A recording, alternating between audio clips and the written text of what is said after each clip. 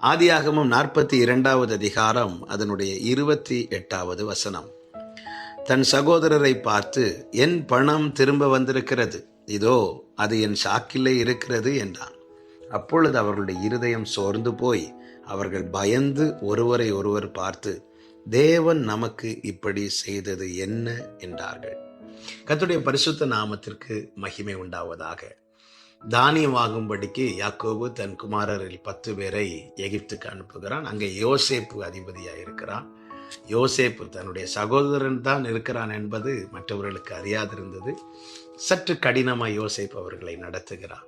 அவர்கள் தாங்கள் செய்த பிழைகளை உணர்ந்தவர்களாய் ஒருவரை ஒருவர் பார்த்து பேசி புலம்புகிறார்கள்.